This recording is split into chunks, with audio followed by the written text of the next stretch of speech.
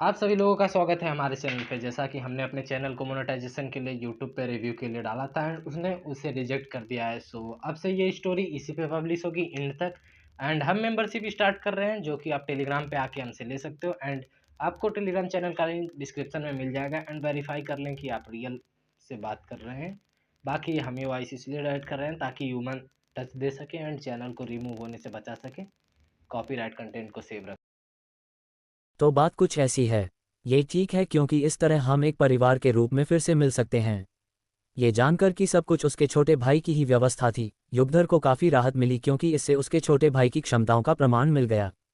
जब उसने देखा कि परिवार का हर सदस्य खुशी से मुस्कुरा रहा है, मानो वे सभी अपने परिवार को खोने के दर्द से बाहर निकल आए हों, तो वह और भी खुश हो गया। इससे साबित हुआ कि उनका रुद्रवंश बहुत मजबूत था। साथ ही वर्तमान रुद्रवंश में उस बदलाव के बाद उनके बीच पहले जैसी दूरियां नहीं रहीं। उन्होंने परिवार के महत्व को समझा और इसी से वे और भी करीब आ गए। यही वह चीज थी जो वह देखना चाहते थे। भाई युगधर, आपको जल्दी ठीक होना होगा। हमें आपकी सुरक्षा पर निर्भर रहना होगा। काव्या हंसते हुए बोली। जी हाँ युगधर, रुद्रवंश का वर्तमान प्रबंधन आप ही संभालेंगे। हमें आप पर निर्भर रहना होगा। वीर ने भी खुशी से मुस्कुराते हुए कहा। दोनों की बातें सुनकर युगधर पहले तो अचंभित रह गया, फिर अचानक उसका खुश चेहरा उदासी में बदल गया और उसने कड़वी मुस्कान के साथ कहा, अगर पहले की बात होती तो मैं वाकई सबके साथ मिलकर रुद्रवंश का पुनर्निर्माण कर सकता था। लेकिन अभी तो मैं अपाहिज हो चुका हूँ। मुझमें जरा भी ताकत नहीं बची है, इसलिए आप सबकी रक्षा करने की बात तो छोड़ ही दीजिए और उससे भी बढ़कर रुद्रवंश को संभालने की बात तो बिल्कुल ही मत कीजिए। भाई युगधर, आप ये कैसा मजाक कर रहे हैं? आप अपाहिज हो गए? क्या कोई चमत्कार नहीं हुआ और आप गंभीर क्षेत्र में एक शक्तिशाली व्यक्ति बन गए? जिया ने मीठी मुस्कान के साथ कहा। हाँ युगधर, अब हमें और मत चिढ़ाओ। सबको सब पता है। ही उसी समय उसके पीछे मौजूद भीड़ सब हंस पड़ी, मानो उनके नजरिए से युगधर ने जो कहा वह सचमुच एक मजाक ही था। क्या कोई चमत्कार हुआ? क्या तुम गंभीर क्षेत्र में एक शक्तिशाली व्यक्ति बन गए? जिया, तुम क्या बकवास कर रही हो? ये सब लोग क्या बकवास कर रहे हैं? उसी क्षण युगधर का चेहरा एकदम बदल गया और उसने भीड़ की ओर इशारा करते हुए गुस्से से दहाड़ लगाए। एक अपाहिज के रूप में खुद को देखते हुए उसे ऐसा लग रहा था मानो लोग उसका इस तरह वर्णन करके उसका मजाक उड़ा रहे हों। भाई युगधर, आप। जब उसने देखा कि युगधर वास्तव में गुस्से में है, तो जिया डरकर पीछे हट गई और उसे समझ नहीं आ रहा था कि क्या करे। इसके अलावा घटनास्थल पर मौजूद रुद्रवंश के सभी सदस्यों के चेहरे से पहले वाली मुस्कान गायब हो गई और उनके चेहरे पर उदासी छा गई। यहाँ तक कि उनके चेहरों पर भय भी स्पष्ट दिखाई देने लगा। इस पर सबसे पहले काव्या ने प्रतिक्रिया दी और युगधर की ओर हल्के से मुस्कुराते हुए कहा, भाई युगधर, हम जानते हैं कि जिस समय आपकी मुलाकात चमत्कारिक घटना से हुई, उसी समय आपको एक अप्रत्याशित घटना का भी सामना करना पड़ा। हालांकि रुद्र ने कहा है कि जब तक आप कुछ समय शांति से आराम करेंगे, सब ठीक हो जाएगा। अभी आप गंभीर ज्ञान के प्रथम स्तर के विशेषज्ञ हैं। 2 दिन पहले जब आपको बुरा सपना आया था, तब आपके शरीर से गंभीर शक्ति का प्रवाह हुआ था। इसे सभी ने महसूस किया था। अगर आपको यकीन नहीं है तो आप एक पल के लिए अपने शरीर को महसूस कर सकते हैं। हाँ युगधर, हमने सचमुच इसे महसूस किया। उस दिन तुम्हारे दबाव से मैं लगभग कुचलकर मर ही गया था। उसी समय विशाल और अन्य लोगों ने सिर हिलाकर सहमति जताई। भीड़ के गंभीर भावों को देखकर हालांकि युगधर का दिमाग अभी भी असमंजस में था, फिर भी उसने जाकर अपने शरीर को महसूस किया। हालांकि उसे किसी बात की उम्मीद नहीं थी, लेकिन उसकी हैरानी भरी अभिव्यक्ति अचानक पूरी तरह बदल गई और उसकी जगह अवर्णनीय सदमे ने ले ली। उसके दांतियान में आकाश पलटने और धरती के घूमने जैसा परिवर्तन हुआ, जो उसकी पिछली समझ से बिल्कुल अलग था। उसी क्षण असीम रूप से शक्तिशाली आभा की परतें उसके दांतियान से लगातार उमड़ती रहीं और उसके पूरे शरीर में फैल गईं। वह आभा आध्यात्मिक ऊर्जा से कहीं अधिक शक्तिशाली थी, यहाँ तक कि मूल शक्ति भी उसके सामने फीकी पड़ गई। वह गंभीर शक्ति थी। वह गंभीर क्षेत्र का विशेषज्ञ बन गया। युगधर को ऐसा लग रहा था मानो वह सपने में हो और यह सब अकल्पनीय था। उसका शरीर भी कांप रहा था। स्पष्ट रूप से उसकी साधना पहले ही नष्ट हो चुकी थी, तो वह इतनी रहस्यमय तरीके से गंभीर स्तर का व्यक्ति कैसे बन गया? झटका अपनी वर्तमान स्थिति की पुष्टि करने के लिए युगधर अचानक बिस्तर से कूद गया और अपने पैर की उंगलियों से जमीन पर थपथपाया। जैसे कोई तीर धनुष से निकलता है, वैसे ही वह तेजी से हवा में उड़ गया। उसकी बिजली जैसी तेज गति ने कमरे में मौजूद सभी लोगों को चौंका दिया और उसके बाद उनके चेहरों पर खुशी की लहर दौड़ गई और वे भी उसके पीछे पीछे निकल गए। उसी क्षण युगधर आंगन में खड़ा था। जैसे ही उसने अपने हाथ पैर ऊपर उठाए, गंभीर शक्ति प्रवाहित हुई। अचानक उसने अपनी मुट्ठी आकाश की ओर मारी। प्रबल गंभीर शक्ति एक विशाल मुट्ठी में संघनित होकर ऊपर की ओर बढ़ी। मैं सचमुच गंभीर क्षेत्र में हूँ। यह कोई सपना तो नहीं है ना। अपनी ताकत की पुष्टि करने के बाद युगधर बेहद खुश तो था, लेकिन उसे कुछ संदेह भी था, क्योंकि उसने पाया कि न केवल उसकी साधना में बहुत बड़ा बदलाव आया था, बल्कि उसके टूटे हुए पैर भी ठीक हो गए थे, और ऐसा लग रहा था कि वह पहले से भी अधिक शक्तिशाली और फुर्तीला हो गया था। भाई युगधर, ये सब सच है। आप सचमुच गंभीर स्तर के व्यक्ति बन गए हैं। ये देखकर काव्या खिलखिलाकर हंस पड़ी और बोली। उसी समय रुद्रवंश की युवा पीढ़ी खुशी से झूम उठी। पहले रुद्रवंश में सबसे शक्तिशाली व्यक्ति केवल युगबल थे, जो मूल क्षेत्र के प्रथम स्तर पर थे। लेकिन उस क्षण गंभीर क्षेत्र के प्रथम स्तर का कोई व्यक्ति प्रकट हुआ, और वह भी इतना युवा। भला वे खुश क्यों न होते। इसके अलावा युगधर की साधना से ही उन्हें खुशी नहीं मिली।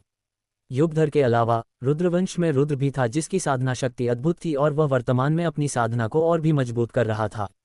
साथ ही उन्हें अब साधना के बारे में चिंता करने की भी जरूरत नहीं थी, क्योंकि उस समय रुद्रवंश की स्थिति वास्तव में अतीत से कहीं बेहतर थी। उनकी प्रतिभा चाहे कितनी भी साधारण क्यों न हो, वे कुछ न कुछ उपलब्धियां जरूर हासिल कर सकते थे। उसके बाद काव्या ने युगधर को अकेले एक कमरे में जाने के लिए कहा। उसने उससे कहा कि उसे नहीं पता कि उसके साथ क्या हुआ है, लेकिन रुद्र ने बताया कि युगधर के साथ एक चमत्कार हुआ था, और उसके प्रभाव के कारण वह कोमा में चला गया और होश में नहीं आया। हालांकि उसे केवल कुछ समय आराम करने की आवश्यकता थी, और फिर वह ठीक हो जाएगा। उस समय युगधर गंभीर विद्या के प्रथम स्तर का विशेषज्ञ होगा, और साथ ही उस समय युगधर रुद्रवंश का मुखिया भी होगा। उसी क्षण युगधर को आखिरकार कुछ समझ आया। हालांकि यह काफी अविश्वसनीय था, फिर भी उसने अनुमान लगाया कि उसके दोनों पैर ठीक होने और गंभीर साधना के प्रथम स्तर तक पहुंचने का कारण उसके छोटे भाई रुद्र द्वारा प्रदान की गई शक्ति थी। काव्या, दरअसल मुझे बहुत जिज्ञासा है, रुद्र ने कौन से तरीके अपनाए जिससे मेरे रुद्रवंश की युवा पीढ़ी स्कूल छोड़कर यहाँ आने के लिए तैयार हो गई। युगधर ने उत्सुकता से पूछा। वह रुद्रवंश की युवा पीढ़ी को बहुत अच्छी तरह समझता था। वह जानता था कि वे इतने आज्ञाकारी लोग नहीं हैं, और विशेष रूप से अपने परिवार के विनाश और उन्हें खोने के दर्द के बाद वे इतने मित्रवत नहीं होंगे। वे रुद्र के प्रति गहरी दुश्मनी पालेंगे, और संभवतः ये हमेशा के लिए बनी रहेगी। लेकिन अब वे इतने एकजुट थे, और हर कोई इतना खुश था, मानो भविष्य आशाओं से भरा हो। उनके शब्दों में रुद्र के प्रति घृणा का एक शब्द भी नहीं था, बल्कि उनके शब्दों में छिपा सम्मान था। ये बात समझ से परे थी, इसलिए इसका मतलब था कि रुद्र ने जरूर कुछ किया होगा। उस बारे में ये कहा जा सकता है कि रुद्र ने अपनी ताकत का इस्तेमाल करके सबको मना लिया। बेशक उन्होंने सबको बड़ी मात्रा में साधना संसाधन देने का वादा करके अपनी शक्ति का प्रदर्शन किया। ओह हाँ, इन साधना संसाधनों का प्रबंधन आपको करना होगा। हर महीने सबको एक साथ कुछ संसाधन बांटना, क्योंकि अभी आप मेरे रुद्रवंश के मुखिया हैं। काव्या ने मुस्कुराते हुए युगधर को एक विश्व बैग सौंप दिया। विश्व बैग प्राप्त करते ही वह मन ही मन बुदबुदा रहा था। आखिर साधना के ये संसाधन रुद्रवंश को उस अवस्था में कैसे पहुंचा सकते हैं। हे भगवान, ये विश्व बैग में मौजूद संसाधनों की जांच करने के बाद उसका चेहरा एकदम बदल गया, और वह पूरी तरह से हैरान रह गया। उसने आश्चर्य से देखा कि विश्व बैग में अनगिनत आध्यात्मिक औषधियां थीं। मूल औषधियों की संख्या हजारों में थी, और यहाँ तक कि हजारों मूल मनके और कई अनमोल गंभीर औषधियां भी थीं। ये संसाधन वास्तव में बहुत ही आश्चर्यजनक थे। इससे पहले उसने कभी इसकी कल्पना भी नहीं थी। आज जो कुछ भी हुआ, उससे युगधर की आत्मा बार बार हिल गई। काफी देर बाद ही वह शांत हुआ और आह भरकर बोला, मेरा छोटा भाई अब किस अवस्था में पहुंच गया है। आज का दिन नीले प्रांत के द्वितीय श्रेणी के विद्यालय नीलेश स्कूल के लिए एक शानदार दिन था। लगभग सभी बाह्य दरबार के शिष्य, आंतरिक दरबार के शिष्य और यहाँ तक कि मुख्य शिष्यों ने भी बाहर अपनी साधना बंद कर दी और नीलेश स्कूल में लौट आए। क्योंकि ठीक एक साल पहले इसी दिन कोर्स जोन में अभी अभी प्रवेश करने वाले एक अनाम युवक ने नीलेश स्कूल के नंबर 1 शिष्य लोचन को चुनौती दी थी, और आज होने वाले जीवन मरण के युद्ध की व्यवस्था भी की थी। सामान्य तौर पर लोचन ऐसे गुमनाम युवक को महत्वपूर्ण नहीं मानते, नहीं नीलेश स्कूल के वरिष्ठ और शिष्य उसे महत्व देते। हालांकि उस युवक को महत्वपूर्ण माने जाने से बचना असंभव था, क्योंकि वह नीलेश स्कूल के एकमात्र विश्वात्माविद जुगे अमर के प्रत्यक्ष शिष्य बन गया था। इसके अलावा 6 महीने से भी अधिक समय पहले उस युवक ने मूल क्षेत्र के प्रथम स्तर की साधना का उपयोग करके मूल क्षेत्र के 5वें स्तर के एक विशेषज्ञ को आसानी से मार डाला था, और उसका नाम रुद्र था। अगर उस साल रुद्र को एक अनजान शख्सियत और अनगिनत लोगों की नज़रों में हंसी का पात्र कहा जाता था, तो आज का रुद्र तो नीलेश स्कूल के कुछ मील के दायरे में भी ऐसा प्रतिभाशाली व्यक्ति बन चुका है जिसे हर कोई जानता है। अब तो लगभग कोई भी उसके प्रति अनादर दिखाने की हिम्मत नहीं करता। उस समय तक आधा साल बीत चुका था और किसी को नहीं पता था कि रुद्र किस स्तर तक पहुंच चुका है। हालांकि एक बात निश्चित थी कि जिस युवक को पहले कमतर समझा जाता था, अब कई लोग उसका सम्मान करते थे। कुछ लोगों को तो ये भी लगता था कि आज की लड़ाई का परिणाम अप्रत्याशित होगा। आखिरकार लोचन ने बड़े बड़े शब्दों में कहा था कि अगर रुद्र उनके 3 बार रोक लेता है तो जीत रुद्र की ही होगी। हालांकि लोचन नीलेश स्कूल के नंबर 1 शिष्य के रूप में वाकई बहुत शक्तिशाली थे और कई अन्य छोटे स्कूलों के नंबर 1 शिष्यों के बीच काफ़ी प्रसिद्ध थे, लेकिन रुद्र की तकनीक भी बहुत खास थी और उनकी युद्ध क्षमता लोगों की कल्पना से कहीं अधिक थी। इसलिए कई लोगों को लगता था कि अगर रुद्र को सिर्फ लोचन के 3 वार रोकने हो तो शायद वह अपनी पूरी ताकत लगाकर वाकई जीत सकता है। कुल मिलाकर उस लड़ाई ने नीलेश स्कूल में सभी की रुचि बढ़ा दी और अधिक से अधिक लोगों को वह लड़ाई दिखाने के लिए नीलेश स्कूल के उच्च अधिकारियों ने विशेष रूप से नीलेश स्कूल की एक पर्वत चोटी पर एक विशाल अखाड़ा बनवाया। अखाड़े का निर्माण 6 महीने पहले शुरू हुआ था। यह इतना विशाल था कि इसमें 10 लाख लोग समा सकते थे और इसे वरिष्ठों के लिए, मुख्य शिष्यों के लिए, भीतरी दरबार के शिष्यों के लिए और बाहरी दरबार के शिष्यों के लिए अलग अलग सीटों में विभाजित किया गया था। संक्षेप में, नीलेश स्कूल के सभी लोग आराम से निर्धारित युद्ध देख सकते थे। मैंने कभी सोचा भी नहीं था कि एक सुनियोजित लड़ाई, जो देखने में मामूली लग रही थी, इतनी सनसनी पैदा कर देगी। मेरे नीलेश स्कूल के शिष्यों के उत्साहित चेहरों को देखकर लगता है कि शायद ये सुनियोजित युद्ध एक अच्छी बात है। मुझे उम्मीद तो यही है, लेकिन अगर लोचन या रुद्र में से किसी की भी मृत्यु हो जाती है तो यह अच्छा नहीं होगा। मुश्किल घड़ी में मुझे विश्वास है कि स्कूल प्रमुख ही सामने आएंगे। आखिरकार उन्होंने इतने वर्षों तक खुद को छिपाए रखा है और अब उनके सामने आने का समय आ गया है। साथ ही आज के हालात को देखते हुए अगर चीजें वाकई बेकाबू हो जाती हैं तो केवल वही इसे संभाल पाएंगे।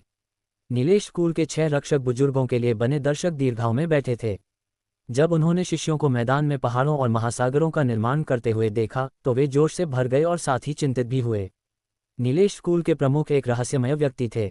उनके और जुगे अमर के अलावा लगभग कोई नहीं जानता था कि नीलेश स्कूल के प्रमुख कौन थे। नीलेश स्कूल का अधिकार हमेशा उनके हाथों में था, इसलिए आज उन पर पड़ने वाला दबाव भी कई गुना बढ़ गया था। महोदय, ये ठीक नहीं है।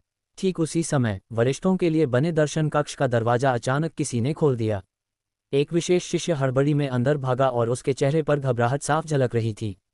घबराओ मत, क्या हुआ? धीरे बोलो। 6 रक्षक नीलेश स्कूल के वर्तमान प्रमुख थे, इसलिए वे इस तरह की स्थिति में काफी शांत और अनुभवी थे और एक सरल वाक्य से ही शिष्य की घबराहट शांत हो गई। अन्य कई विद्यालयों के स्वामी, विद्यालय प्रमुख और वरिष्ठ प्रबंधक इस समय नीलेश स्कूल की ओर आ रहे हैं। उस प्रमुख शिष्य ने घबराते हुए कहा, कितने लोग? ये शब्द सुनकर 6 रक्षकों ने भी अपनी भौहें सिकोड़ लीं और उन्हें लगा कि मामला कुछ अजीब है। बहुत सारे लोग हैं। आसपास के घटिया दर्जे के स्कूल भी आ रहे हैं और शुरुआती अनुमानों के अनुसार कम से कम 20 से अधिक स्कूलों से लोग आ रहे हैं। उस शिष्य ने उत्तर दिया, ऐसा कुछ है क्या? जल्दी जाओ। उसी क्षण 6 रक्षक भी शांत नहीं रह सके। अपनी बड़ी बड़ी आस्तीनें लहराते हुए वे तेजी से नीलेश स्कूल के प्रवेश द्वार की ओर बढ़े, ये पता लगाने के लिए कि आखिर क्या हो रहा है। जब 6 रक्षक नीलेश स्कूल के प्रवेश द्वार पर पहुंचे तो उन्हें ये देखकर आश्चर्य हुआ कि वास्तव में लोगों का एक विशाल समूह भव्यता से नीलेश स्कूल की ओर बढ़ रहा था। उस समूह को बिल्कुल भी कम नहीं आंका जा सकता था। उसमें 20 से अधिक आसपास के विद्यालयों के प्रमुखों के साथ साथ प्रबंधकीय वरिष्ठ और सबसे प्रतिभाशाली शिष्य शामिल थे। उनमें पहले से ही दर्जनों गंभीर क्षेत्र के विशेषज्ञ मौजूद थे। उस संरचना को देखकर 6 रक्षक भी भयभीत हो गए। आखिरकार उन 6 की औसत शक्ति गंभीर क्षेत्र के केवल तीसरे स्तर की थी। यदि उस समूह का वास्तव में नीलेश स्कूल के प्रति कोई दुर्भावना थी तो स्पष्ट रूप से वे पराजित हो जाते। लेकिन सौभाग्य से जब स्कूल प्रमुखों ने 6 रक्षकों को देखा तो उनके चेहरे पर मुस्कान आ गई।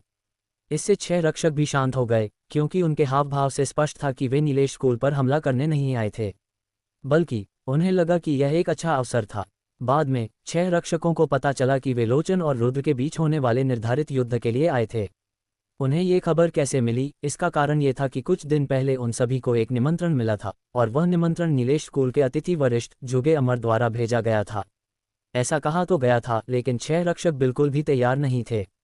हालांकि वे स्वाभाविक रूप से उन महान पात्रों को बाहर बंद नहीं कर सकते थे, इसलिए उन्होंने तुरंत अखाड़े में बुजुर्गों के लिए बनी देखने की सीटों को अतिथियों के लिए देखने की सीटों में बदल दिया ताकि उनका स्वागत किया जा सके।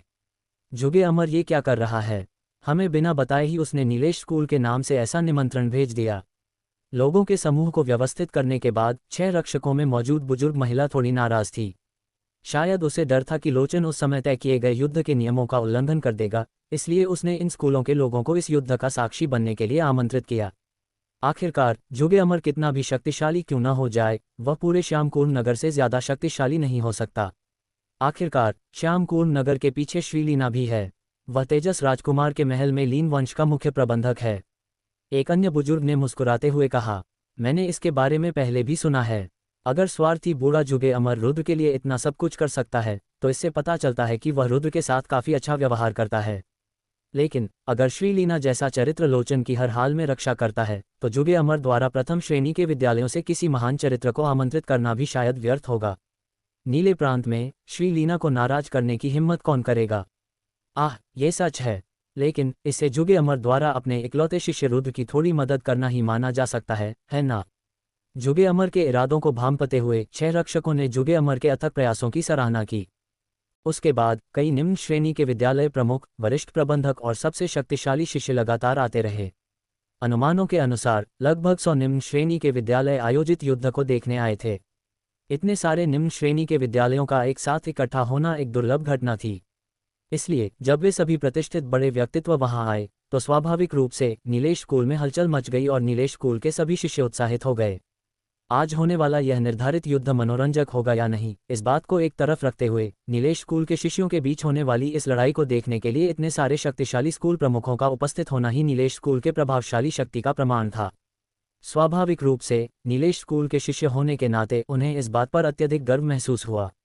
क्या वो सिंदूरी पक्षी नगर के नगर स्वामी महिका नहीं हैं? वो भी आए हैं। यदि यह कहा जाए कि विभिन्न स्कूलों का आगमन पहले से ही काफी अप्रत्याशित था, तो महिका का सिंदूरी पक्षी नगर के शक्तिशाली लोगों के एक समूह के साथ आगमन और भी अधिक अप्रत्याशित था। सिंदूरी पक्षी नगर प्रथम श्रेणी के शहरों में काफी प्रसिद्ध थी और महिका पहले से ही गंभीर विद्या के 6ठे स्तर की एक शक्तिशाली शख्सियत थी। शहर में भी गंभीर विद्या के स्तर के कुछ लोग मौजूद थे। उनकी शक्ति वास्तव में वहां मौजूद कई विद्याओं से कहीं अधिक थी। हालांकि सुनियोजित युद्ध में सबसे आश्चर्यजनक दृश्य श्यामकूर्ण नगर की सेना का था। उनका आगमन पूरी तरह से अपेक्षित था, लेकिन उनकी संरचना बिल्कुल अप्रत्याशित थी। श्यामकूर्ण नगर के नगर प्रमुख लोचन के पिता मानव गंभीर क्षेत्र के 7वें स्तर के साधक थे। श्यामकूर्ण नगर के कई वरिष्ठ प्रबंधकों में से 30 ही गंभीर क्षेत्र में प्रवेश कर चुके थे। यहाँ तक कि कुछ उच्च कोटि के विद्यालय भी उनसे कमतर थे। इसीलिए वर्तमान में श्यामकूर्ण नगर को नीले प्रांत के सभी उच्च कोटि के शहरों में शीर्ष स्थान प्राप्त है। इस बार श्यामकूर्ण नगर ने अपने लगभग सभी प्रभावशाली लोगों को भेज दिया था। हालांकि सबसे चौंकाने वाली बात यह थी कि श्यामकूर्ण नगर के लोगों के अलावा उनके साथ कुछ उच्च कोटि के स्कूल प्रमुख और कुछ वरिष्ठ प्रबंधक भी थे। नीलेश स्कूल पहुंचने पर उन्होंने मानव से बातचीत की। इस सुनियोजित युद्ध के मुख्य पात्रों में से एक लोचन के आसपास कुछ उत्कृष्ट शिष्य भी थे। जैसे ही वे लोगों की नज़रों के सामने आए, उनमें से कुछ ने बातें की और कुछ हंसे। मानव वंश तो वाकई कुछ उच्च कोटि के विद्यालय प्रमुखों के करीब आ गया।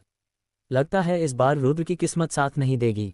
श्यामकूर्ण नगर के लोगों के आने के बाद विभिन्न निम्न कोटि के विद्यालय प्रमुख आपस में चर्चा करने के लिए एकत्रित होने लगे। श्यामकूर्ण नगर के गठन को देखकर वे भी चकित रह गए, क्योंकि चाहे वह स्वयं श्यामकूर्ण नगर हो या वे प्रथम श्रेणी के विद्यालय, उनमें से कोई भी नीलेश स्कूल के सामने टिक नहीं सकता था। उन सभी शक्तिशाली शक्तियों के एक साथ एकत्रित होने की तो बात ही छोड़ दें। दूरी बहुत ज्यादा है। वरिष्ठ मानव के पीछे की शक्तियों की तो बात ही छोड़िए, वे स्वयं ही एक विलक्षण प्रतिभा के धनी हैं। मैंने कुछ दिन पहले सुना था कि शीर्ष श्रेणी के विद्यालय पवन श्रोता विद्यालय के सर्वोपरि शिष्य को भी उन्होंने पराजित कर दिया था। इस समय वरिष्ठ मानव गंभीर विद्या के 4थे स्तर के विशेषज्ञ हैं और वे नीले प्रांत की युवा पीढ़ी के प्रमुख व्यक्तियों में से एक हैं। सच में ये तो वाकई असाधारण है। 1 साल पहले वरिष्ठ मानव ने गंभीर स्तर में प्रवेश किया था। 1 साल के भीतर ही उन्होंने 3 स्तरों की प्रगति की और गंभीर स्तर के 4थे स्तर में प्रवेश कर गए। उनकी प्रगति की गति वाकई चौंकाने वाली है। वरिष्ठ मानव से यही उम्मीद थी। उनकी प्रतिभा वाकई बेजोड़ है। वह बेचारा रुद्र वरिष्ठ मानव से लड़ना चाहता है। उसे अपनी हद का अंदाजा नहीं है। ऐसा नहीं कहा जा सकता। चाहे जैसे भी कहा जाए, रुद्र में असाधारण प्रतिभा है। वह एक विलक्षण प्रतिभा का धनी है, जिसकी युद्ध शक्ति उसे अपने से 4 स्तर ऊपर के योद्धाओं को भी हराने में सक्षम बनाती है। यह मत भूलिए कि उसने मूल क्षेत्र के पहले स्तर की साधना से मूल क्षेत्र के 5वें स्तर के वुजीयु को आसानी से हरा दिया था। इसके अलावा रुद्र का कोई पूर्व ज्ञान नहीं है। मेरे नीलेश स्कूल के एल्डर जुगे अमर उनके गुरु हैं, है ना? तो क्या हुआ अगर रुद्र के गुरु एल्डर जुगे अमर हैं? क्या उसे लगता है कि उसे यूं ही कोई भरोसेमंद मिल गया? क्या वह यूं ही जो चाहे कर सकता है? जान लो कि सीनियर मानव के पालक दादा तेजस राजकुमार के महल के लीन वंश के मुख्य प्रबंधक श्रीलीना हैं। बिल्कुल सही। हालांकि जुगे अमर मेरे नीलेश स्कूल में वाकई एक प्रभावशाली व्यक्ति हैं, लेकिन लॉर्ड श्रीलीना के सामने वो कुछ भी नहीं है। आज की लड़ाई में कोई शक नहीं, सीनियर मानव रुद्र को एक ही थप्पड़ में मार सकते हैं। लोचन के प्रकट होते ही अखाड़ा तुरंत अस्त व्यस्त हो गया। सभी ने लोचन की साधना और पृष्ठभूमि की प्रशंसा करते हुए आह भरी, और उसी क्षण कुछ वरिष्ठ और शिष्य जिन्होंने रुद्र से अपेक्षाएं रखी थीं, उनका भी उस पर से विश्वास टूट गया। आओ टिल्डर टिल्डर टिल्डर टिल्डर टिल्डर। ठीक उसी समय आकाश से अचानक एक चीख सुनाई दी। उसके बाद आकाश से लगातार कई कान फाड़ने वाली चीखें आती रहीं और उस जगह पर पूरी तरह से गूंज उठीं। इस तरह के बदलाव ने लोगों को स्तब्ध कर दिया और वहां मौजूद हर कोई अपना सिर उठाकर देखने लगा। वे देखना चाहते थे कि आखिर हो क्या रहा है, और हालांकि उन्हें ज्यादा उम्मीद नहीं थी, लेकिन देखने के बाद वे आसमान में हुए उस दृश्य को देखकर दंग और अचंभित रह गए। धूप से जगमगाते साफ आसमान में सैकड़ों आकृतियां दिखाई दीं। वे श्वेत शिखीबाज थे, ऐसे श्वेत शिखीबाज जो बेहद अनमोल थे। श्वेत शिखीबाज इतने अनमोल थे कि बेहतरीन स्कूलों में भी केवल 1 दर्जन ही होते थे, और कई औसत दर्जे के स्कूलों में तो एक भी नहीं होता था। लेकिन उस समय सैकड़ों श्वेत शिखीबाज प्रकट हुए, और वे सभी अनमोल उच्च गुणवत्ता वाले श्वेत शिखीबाज थे। स्वाभाविक रूप से इससे लोग बेहद हैरान रह गए। हे भगवान, ये लोग इतने भव्य रूप में आने वाले कौन होते हैं? कई लोग अनजाने में ही आश्चर्य से चिल्ला उठे। क्या ये लोग तेजस राजकुमार के महल से होंगे? आखिरकार श्री लीना लोचन के पालक दादा हैं, और दादा होने के नाते स्वाभाविक रूप से वे लोचन के किसी के साथ जीवन मरण के संघर्ष को अनदेखा नहीं करेंगे। ऐसा नहीं है, भले ही तेजस राजकुमार का महल धनी हो, आखिरकार श्री लीना तो केवल लीन वंश का मुख्य प्रबंधक है, और वह भी इतने सारे श्वेत शिखीबाज को इकट्ठा नहीं कर सकता। नीलेश स्कूल में किस तरह के लोग आ रहे हैं? इस भव्य दृश्य को देखकर तो यही लगता है कि यहाँ किसी बहुत बड़ी शक्ति के बहुत बड़े बड़े लोग आएंगे। क्या ये संभव है कि एपेक्स स्कूल को भी स्थानांतरित कर दिया गया हो? जैसे ही उन्होंने आसमान में दृश्य देखा, सभी अनुमान लगाते रहे, लेकिन उन्हें जवाब नहीं मिल पाया। वे बस हवा में टकटकी लगाए बैठे रहे और जवाब के प्रकट होने का इंतजार करते रहे। लगभग 10 लाख लोगों की निगाहों के सामने हवा में चक्कर लगा रहा एक श्वेत शिखीबाज अचानक आकाश से नीचे उतर आया। उसके बाद बाकी सभी श्वेत शिखीबाज भी नीचे आ गिरे और अंत में मैदान के बीचों बीच आकर बैठ गए। उन लोगों के उतरते ही पहले से ही सदमे में डूबी भीड़ के मुंह भी हैरानी से चौड़े हो गए। कई लोग तो सांस लेना भी भूल गए। कुछ लोग तो डर के मारे जमीन पर लेट गए और उनके शरीर में कंपन होने लगी। ऐसा इसलिए था क्योंकि सैकड़ों श्वेत शिखीबाज पर सवार सभी लोगों ने प्रतीकों से सजे लंबे लबादे पहन रखे थे। उनके रूप रंग से यह स्पष्ट था कि वे विश्व आत्मावादी थे। लगभग सैकड़ों विश्व आत्मावादी थे, और उनमें से 20 के शरीर पर भूरे रंग के लंबे लबादे थे। वे धूसर लबादाधारी विश्व आत्मावादी थे। विश्व आत्मावादी कितने दुर्लभ थे, फिर भी वहां सैकड़ों प्रकट हुए। धूसर लबादाधारी विश्व आत्मावादी कितने असाधारण थे। उस समय नीले प्रांत में केवल 3 ही प्रकट हुए थे, लेकिन ठीक उसी क्षण उसी स्थान पर 20 प्रकट हुए। जब ऐसे लोग उस स्थान पर आए तो निस्संदेह वहां मौजूद सभी लोग भयभीत हो गए। चाहे वे दूसरे दर्जे के विद्यालय नीलेश स्कूल में दाखिला लें, या तेजस राजकुमार के महल या एपेक्स स्कूल में दाखिला लें, हंगामा तो उतना ही होता। ये कौन है? ये सब विश्व आत्मावादी हैं। इनमें से कुछ ने तो धूसर रंग के चोगे भी पहन रखे हैं, तो क्या ये वही पौराणिक धूसर चोगे वाले विश्व आत्मावादी हैं? 20 क्यों हैं? 20 धूसर चोगे वाले विश्व आत्मावादी हैं। एक शिष्य, जिसे थोड़ी बहुत जानकारी थी, आश्चर्य से चिल्ला उठा, और उसके बाद और भी चीखें सुनाई देने लगीं। वहां मौजूद सभी लोग अज्ञात मूल के विश्व आत्मावादियों को देखकर स्तब्ध रह गए। नीलेश स्कूल के 6 रक्षकों के माथे पर काली लकीरें थीं और उनके दिल बेचैनी से भरे हुए थे। उन्हें इस बात का गहरा डर था कि विश्व आत्मावादियों का समूह बुरे इरादों से वहां आया है। यदि यह कहा जाए कि एक श्वेत लबादाधारी विश्व आत्मावादी द्वारा एक ही द्वितीय श्रेणी के विद्यालय का उपयोग किया जा सकता है, तो एक धूसर लबादाधारी विश्व आत्मावादी द्वारा कई प्रथम श्रेणी के विद्यालयों का उपयोग किया जा सकता है। वर्तमान में मौजूद सैकड़ों श्वेत चोगाधारी विश्व आत्मावादियों और 20 धूसर चोगाधारी विश्व आत्मावादियों का क्या महत्व था? यद्यपि वे केवल कुछ 100 लोग थे, लेकिन यदि वे चाहें तो वे पूरे नीले प्रांत के विद्यालयों का उपयोग कर सकते थे और कई करोड़ सैनिकों की सेना को एकजुट कर सकते थे। उनकी यह एकजुटता अकल्पनीय थी। भला छोटा सा नीलेश स्कूल इतने महान व्यक्तित्वों के समूह को कैसे नाराज कर सकता था? नीलेश स्कूल के लोग ही नहीं, बल्कि लगभग हर कोई बेचैन था। यहाँ तक कि श्यामकुंड नगर के नगर प्रमुख मानव और अन्य उच्च कोटि के स्कूल प्रमुख भी इससे अछूते नहीं थे। सभी को ये जानने की उत्सुकता थी कि इतने प्रभावशाली लोग कहाँ से आए हैं। साथ ही वे ये भी सोच रहे थे कि ये लोग क्यों आए हैं। देखो, उनकी छाती पर बना चिन्ह, ये तो विश्व आत्मा संघ के लोग हैं। अचानक एक उच्च कोटि के विद्यालय प्रमुख ने आश्चर्य से कहा। विश्व आत्मा संघ, वह संगठन जो 9 प्रांतों के सबसे उत्कृष्ट विश्व आत्मावादियों को एकत्रित करता है और आत्मा प्रांत में मुख्य शक्ति है। क्या वे सचमुच विश्व आत्मा संघ के लोग हैं? ये शब्द सुनकर दर्शक दीर्घा में बैठे लोगों ने राहत की सांस ली। उनके पहले से ही असहज चेहरों पर एक बार फिर हैरानी के भाव उभर आए। विश्व आत्मा संघ क्या था? शायद आम लोगों को इसके बारे में पता न हो, लेकिन विभिन्न शक्तियों के प्रमुखों को स्वाभाविक रूप से पता था। विश्व आत्मा संघ न केवल आत्मा प्रांत की सर्वोच्च शक्ति थी, बल्कि पूरे 9 प्रांतों में सबसे शक्तिशाली शक्तियों में से एक थी। चूंकि 9 प्रांतों के सबसे शक्तिशाली विश्व आत्माविदों ने विश्व आत्मा संघ में एकत्रता स्थापित कर ली थी, इसलिए कई स्थानों की शक्तिशाली शक्तियों ने विश्व आत्मा संघ से मित्रता करने का भरसक प्रयास किया। यहाँ तक कि 9 प्रांतों के अधिपति जियांग राजवंश ने भी गुप्त रूप से विश्व आत्मा संघ के साथ संबंध बनाए रखे। अगर यह कहा जाए कि एपेक्स स्कूल नीले प्रांत का नंबर 1 स्कूल है, तो विश्व आत्मा संघ के सामने यह बात कुछ भी नहीं है। विश्व आत्मा संघ वास्तव में एक विशालकाय दानव है और महाद्वीप की सबसे बड़ी शक्तियों में से एक है। सबसे चौंकाने वाली बात यह थी कि इतने शक्तिशाली पात्रों का समूह नीले प्रांत में क्यों आया। वे नीलेश स्कूल में क्यों आए?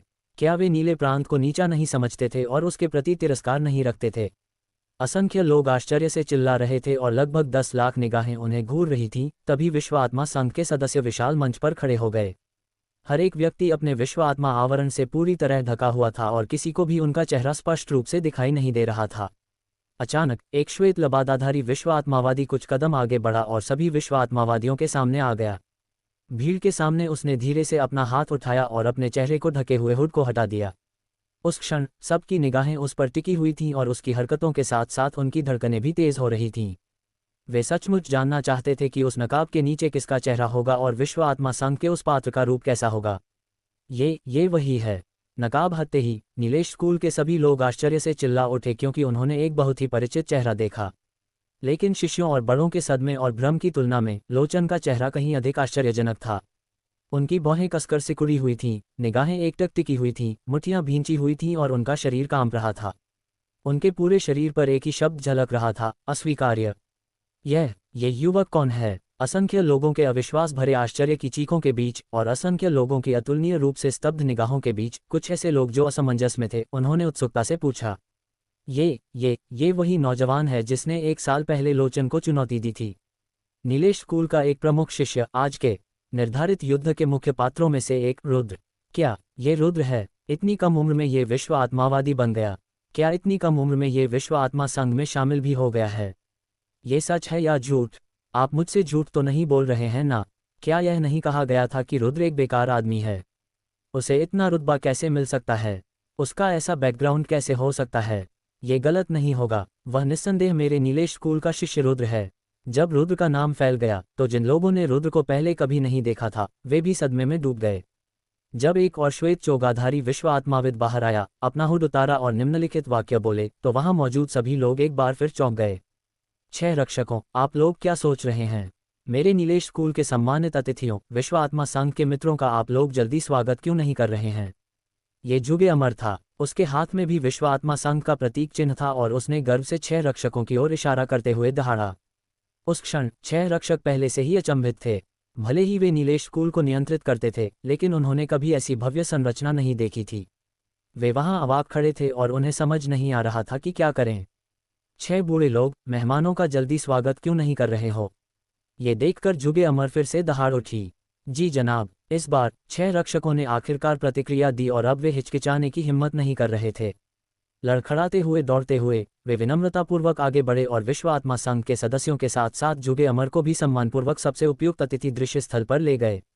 भले ही विश्व आत्मा संघ के विभिन्न शक्तिशाली व्यक्तियों के चेहरे ढके हुए थे और उनकी शक्लें दिखाई नहीं दे रही थीं, लेकिन उनके द्वारा 6 रक्षकों को सिर हिलाकर अभिवादन करने से यह स्पष्ट था कि वे न तो 6 रक्षकों को और न ही नीलेश स्कूल को नीचा समझते थे, बल्कि वे काफी विनम्र थे और वास्तव में नीलेश स्कूल में अतिथि के रूप में आए थे।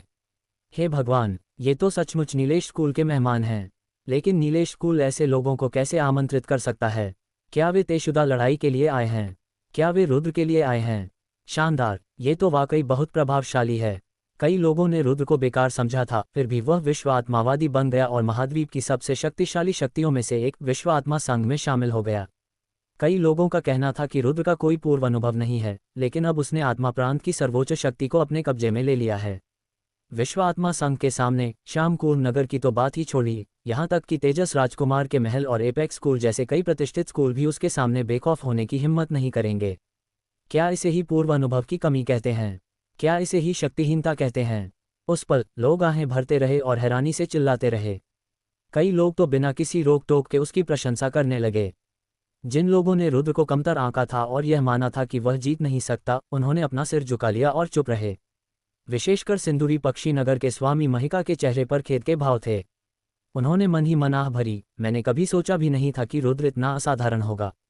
वह न केवल विश्व आत्मावादी बना, बल्कि उसने आत्मा प्रांत की अधिपति विश्व आत्मा संघ के साथ संबंध भी बना लिया। अगर मुझे पता होता कि उसकी प्रतिभा इतनी अद्भुत होगी, तो मुझे राधिका और माया को उससे दूर नहीं रखना चाहिए था। दुख से भरे हृदय के साथ महिका ने अपनी दृष्टि अपने बगल में बैठी दोनों बेटियों की ओर डाली। तभी उसने देखा कि रिया और माया के चेहरे खुशी से खिल उठे थे और उनकी मुस्कान प्रसन्नता से भरी हुई थी। इससे स्पष्ट था कि वे दोनों रुद्र से वास्तव में प्रभावित हुई थीं। उस पल महिका सचमुच अपनी दोनों बेटियों के पास जाकर कहना चाहता था, रुद्र सचमुच एक विलक्षण प्रतिभा का धनी है और वह तुम दोनों से प्यार भी करता है। उसने ये भी कहा कि वह तुम दोनों से शादी करना चाहता है, इसलिए तुम्हें रुद्र के साथ और अच्छे संबंध बनाने चाहिए। अगर वह फिर भी तुम दोनों से शादी करना चाहता है और मेरे सेन परिवार की बेटी का पति बनना चाहता है, तो भविष्य में मेरा सेन परिवार निश्चित रूप से आगे बढ़ेगा और मेरा सेन परिवार केवल सिंदूरी पक्षी नगर का शासक बनकर नहीं रह जाएगा। हालांकि महिका केवल इसी बारे में सोच सकता था, क्योंकि उसे याद था कि कुछ महीने पहले जब रुद्र के परिवार का सफाया कर दिया गया था और जब रुद्र को सबसे ज्यादा मदद की जरूरत थी, तब उसने अपनी दोनों बेटियों को रुद्र से दूर रहने और उससे कोई बातचीत न करने के लिए कहा था। तब भी वह ऐसा नहीं कर सका था। पहले तो उन्हें लगा कि रुद्र खतरे में है, इसलिए उससे बचने के लिए उन्होंने अपनी बेटियों को रुद्र से दूर रखा। लेकिन अब उन्हें पता चला कि रुद्र का भविष्य उज्ज्वल है, इसलिए सेन परिवार की तरक्की के लिए वे अपनी बेटियों को रुद्र के करीब लाना चाहते थे। यहाँ तक कि उन्हें भी ये शब्द कहने में असहजता महसूस हुई। बेशक उसने कुछ न कहने का कारण केवल यही नहीं था कि उसे अच्छा नहीं लग रहा था। उसे अचानक श्री ग्रेक्लॉक की याद आ गई, जिसने रविंद्र प्रसाद के परिवार का सफाया किया था, और उसे श्री ग्रेक्लॉक द्वारा दिया गया पत्र भी याद आ गया। श्री ग्रेक्लॉक के क्रूर तरीकों के बारे में सोचते ही उसके पास अपनी बेटियों की शादी रुद्र से कराने के विचार को त्यागने के अलावा कोई विकल्प नहीं बचा था। असंख्य लोगों की निगाहों के बीच और विश्व आत्मा संघ के बड़े किरदारों का अतिथि दर्शक सीटों पर स्वागत किए जाने के बाद अखाड़े के बीच में स्थित विशाल युद्ध मंच पर केवल रुद्र ही शेष रह गया था। वूश! अचानक रुद्र ने अपना विश्व आत्मा श्वेत चोगा उतार दिया और नीलेश स्कूल के मुख्य शिष्य का वस्त्र प्रकट किया। उस क्षण रुद्र असामान्य रूप से दबंग लग रहा था। मंच पर खड़े होकर वह न तो भयभीत था और न ही भीड़ की निगाहों से घबरा रहा था। उसकी आंखें मशाल की तरह चमक रही थीं और चारों ओर देखते हुए उसने जोर से कहा, आज से 1 वर्ष पूर्व मैं रुद्र पहली बार नीलेश स्कूल के कोर्ट जोन में दाखिल हुआ और नीलेश स्कूल का एक प्रमुख शिष्य बना। वह दिन मेरे लिए, रुद्र के लिए सम्मान और गर्व का दिन था, क्योंकि मैंने स्वयं को सिद्ध किया। मैंने ये साबित किया कि मुझ में नीलेश स्कूल का प्रमुख शिष्य बनने की योग्यता है। हालांकि उसी दिन मुझे एक शिष्य ने परेशान किया। वह निडर होकर अपनी मनमानी करता था और नीलेश स्कूल में नंबर 1 शिष्य होने के नाते और गंभीर साधना के प्रथम स्तर पर होने के कारण उसने हम नए शिष्यों की गरिमा को ठेस पहुंचाई और हमें अपना गठबंधन तोड़ने के लिए मजबूर किया। उसके दबाव में आकर कई लोगों ने उसकी बात मान ली, लेकिन मैं, रुद्र, ऐसा करने को तैयार नहीं था। गठबंधन बनाना स्कूल द्वारा स्वीकृत कार्य है। स्कूल प्रमुख ने इस पर कोई रोक नहीं लगाई, वरिष्ठों ने भी कोई रोक नहीं लगाई। आखिर किस आधार पर उसने, एक साधारण शिष्य ने, इस पर रोक लगाई? हालांकि मेरे प्रतिरोध ने उसे प्रतिशोध लेने के लिए उकसाया।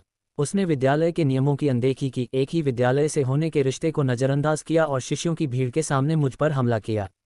वह 20 वर्ष का था और गंभीर साधना कर चुका था। उसने मुझ पर हमला किया, जो केवल 15 वर्ष का था और आध्यात्मिक साधना कर चुका था। उसने मुझे घुटने टेकने और क्षमा मांगने के लिए मजबूर किया। उसने मेरी गरिमा को ठेस पहुंचाई और यहाँ तक कि मेरी जान लेने की भी कोशिश की। अगर विद्यालय के वरिष्ठ ली की सहायता न होती तो मैं, रुद्र, अब तक उसके हाथों मर चुका होता। विद्यालय के नियमों की परवाह न करने वाले इस शिष्य के हाथों मेरी बुरी तरह हत्या कर दी जाती। लेकिन जब उसने भीड़ के सामने ऐसा अपराध किया तो किसी को भी यह नहीं लगा कि वह गलत था, बल्कि उन्होंने मुझे उपहास भरी निगाहों से देखा। उन्हें लगा कि मुझ जैसे तुच्छ नए शिष्य को शीर्ष शिष्य का अपमान करने के बाद दंड के रूप में मर जाना चाहिए। उन्हें लगा कि अपमानित होना भी उचित था, लेकिन मैं, रुद्र, ये बात मानने को तैयार नहीं था। अगर वह मुझसे उम्र में बड़ा नहीं होता, अगर उसकी साधना का समय मुझसे ज्यादा नहीं होता, तो मेरी साधना उससे कमज़ोर नहीं होती, मेरी शक्ति उससे कमज़ोर नहीं होती। मुझे अपमानित होने और मारे जाने की क्या ज़रूरत थी, वो भी अपनी साधना पूरी करने से पहले ही? और हर कोई मुझे उससे कमतर क्यों समझता था? तो सबकी ताने भरी निगाहों के बीच मैंने तथाकथित नंबर 1 शिष्य को चुनौती दी। मैं चाहता था कि वह 1 साल बाद मुझसे फिर से लड़े। उस समय मैं अपने सारे अपमानों को मिटा दूंगा। मैं उसे बता दूंगा कि अगर मुझे कुछ समय दिया जाए तो मैं निश्चित रूप से उससे कमज़ोर नहीं होऊंगा। जहां तक उसकी बात है, उसने न केवल ये वादा किया, बल्कि उसने घमंड से ये भी कहा कि अगर मैं उसके 3 बार सह सकता हूं, तो वह खुद को मार डालेगा। वह अपनी जान ले लेगा। आज 1 साल बीत गया है और अब 1 साल पहले किए गए समझौते को पूरा करने का समय आ गया है। मैं, रुद्र, यहाँ खड़ा हूँ। तथाकथित नंबर 1 शिष्य, तुम कहाँ हो? रुद्र का हर एक शब्द बुलंद और स्पष्ट था और हर एक शब्द बिजली की तरह था। उन्होंने आज के युद्ध के कारणों को दोहराया और सफलतापूर्वक सभी आलोचनाओं को लोचन की ओर मोड़ दिया। सच्चाई जानने के बाद कई लोगों ने रुद्र के साहस की बहुत प्रशंसा की। जब उसने अकल्पनीय शक्ति का सामना किया तो उसने अपना सिर नहीं झुकाया और यहाँ तक कि शर्म को मिटाने के लिए एक सुनियोजित युद्ध भी तय कर लिया। ऐसा करने का साहस हर किसी में नहीं होता। इसी दौरान लोचन की छवि को भारी झटका लगा। हालांकि लोग इस दुनिया के शक्तिशाली लोगों का सम्मान करते थे, फिर भी वे उन लोगों को नापसंद करते थे जो नियमों की अनदेखी करते थे और अपने ही समूह के लोगों की बेपरवाही से हत्या कर देते थे।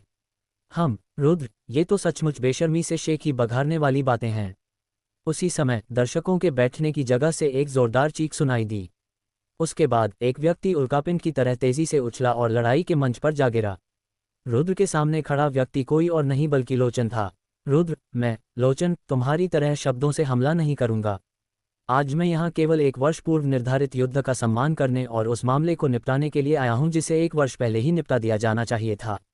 मैं यहाँ तुम्हारी रक्षा करने आया हूँ। लेकिन अगर तुम डर रहे हो तो अभी घुटने टेक कर भीख मांग सकते हो। यहाँ उपस्थित अनेक सम्मानित अतिथियों के सम्मान के लिए मैं तुम्हारी जान बख्श सकता हूँ। लोचन लंबा और सुडौल था, उसका चेहरा आकर्षक लेकिन गंभीर था। उसमें वाकई शिष्यों के सर्वोपरि होने का भाव था और इसी वजह से कई स्त्रियां दबे छिपे उसके प्रति आकर्षित थीं। लोचन, बेकार की बातों में समय बर्बाद करने की जरूरत नहीं है। आगे बढ़ो और हमला करो। सिर्फ 3 हमले हैं और देखो मैं, रुद्र, उनका कैसे सामना करता हूँ। रुद्र ने हल्की सी मुस्कान के साथ लोचन को अपनी बीच वाली उंगली दिखाई। चूंकि तुम इतनी जल्दी मरना चाहते हो, इसलिए आज मैं तुम्हारी यह इच्छा पूरी कर देता हूँ। हाँ, लोचन ने पहले चीख मारी और उसके शरीर से ज्वालामुखी की तरह अदृश्य गंभीर शक्ति का विस्फोट हुआ। उसके बाद उसने रुद्र पर मुक्का मारा। उसके शरीर से निकली गंभीर शक्ति एक अदृश्य विशाल गोले में तब्दील हो गई और भयानक ताकत के साथ रुद्र की ओर बढ़ी। कितनी प्रभावशाली विधि है, कितनी प्रबल गंभीर शक्ति है। लोचन सचमुच गंभीर क्षेत्र के 4थे स्तर में प्रवेश कर चुके हैं। वह बहुत शक्तिशाली है। ऐसा लगता है कि लोचन द्वारा पवन श्रोता विद्यालय के नंबर 1 शिष्य को हराने की अफवाह सच थी। अगर वह इतनी कम उम्र में ही गंभीर विद्या के 4थे स्तर में प्रवेश कर चुका है, तो भविष्य में वह कितना असाधारण होगा। लोचन ने गंभीर साधना के 4थे स्तर को पूरी तरह से प्रदर्शित किया। उन्होंने कई विशेषज्ञों को प्रशंसा से भर दिया, वहीं कई निगाहें रुद्र की ओर टिक गईं। वे सभी सोच रहे थे, क्या इतना कमजोर रुद्र सचमुच उस मौके को रोक पाएगा। एक अगाध शक्ति व्याप्त थी और जैसे अजगर की दहाड़ और बाघ की चीख, वैसे ही मुट्ठी तेज हवा के साथ उड़ती हुई आई। लोचन के इतने शक्तिशाली प्रहार का सामना करते हुए रुद्र भी घबरा गया और एक कदम पीछे हट गया। उसने उस हमले को हल्के में लेने की हिम्मत नहीं की और तुरंत अपने सामने एक पारदर्शी आत्मिक संरचना बनाकर विश्व आत्माविदों की अनूठी तकनीक का प्रदर्शन किया। धमाका। हालांकि जब गंभीर शक्ति का मुक्का तेजी से आया तो अभी अभी बनी आत्मिक संरचना की दीवार चकनाचूर हो गई और उसमें लोचन के मुक्के को रोकने का कोई तरीका नहीं था। अरे यार, रुद्र मुक्के को रोक नहीं सकता। उस क्षण रुद्र से संबंध रखने वाले और उसकी जीत की कामना करने वाले सभी लोग अत्यधिक भयभीत हो गए और रुद्र के लिए उनके पसीने छूट गए, क्योंकि लोचन की मुट्ठी वास्तव में बहुत शक्तिशाली थी। आत्मिक संरचना को भेदने के बाद भी उसकी शक्ति कम नहीं हुई, बल्कि वह रुद्र के सामने तक पहुंच गई। उस क्षण स्थिति को स्पष्ट रूप से देख रहे विशेषज्ञों को खेद होना स्वाभाविक था। लोचन वास्तव में बहुत शक्तिशाली था और उसे नीलेश स्कूल में नहीं रहना चाहिए था। यहाँ तक कि शीर्ष श्रेणी के स्कूल पवन श्रोता विद्यालय के नंबर 1 शिष्य भी उससे पराजित हो गया था। कुछ स्कूल प्रमुखों ने तो उसकी शक्ति देखकर आह भरी और स्वयं को हीन महसूस किया। रुद्र की बात करें तो वह 1 साल पहले आध्यात्मिक क्षेत्र में था और भले ही उसके पास आत्मिक शक्ति हो, भले ही वह विश्व आत्मिक गुरु हो, भले ही उसकी प्रतिभा सभी सामान्य ज्ञान से परे हो, वह केवल 1 वर्ष में किस स्तर तक विकसित हो सकता था। वह गंभीर क्षेत्र के 4थे स्तर के एक शक्तिशाली व्यक्ति के हमले को कैसे रोक सकता था। इसलिए बहुत से लोगों को लगता था कि रुद्र उस हमले को नहीं रोक पाएगा। वूश। हालांकि जब अधिकांश लोगों को लगा कि रुद्र निश्चित रूप से मर चुका है और उस विलक्षण प्रतिभा के लिए दया महसूस करने लगे, तब रुद्र ने अपने शरीर में रहस्यमयी तकनीक का प्रयोग किया। उसके पैरों से बिजली निकली और जैसे ही उसका शरीर हवा में तैरने लगा, वह प्रकाश की तरह एक तरफ खिसक गया और लोचन के हमले से बच गया। देखो, उसने चकमा दे दिया। रुद्र ने चकमा दे दिया। उसने सचमुच लोचन के हमले से चकमा दे दिया। हे भगवान, ये कैसे संभव है? वह स्पष्ट रूप से केवल मूल क्षेत्र के 7वें स्तर पर है, तो ये कैसे संभव है कि उसने गंभीर क्षेत्र के 4थे स्तर के व्यक्ति के हमले को चकमा दे दिया?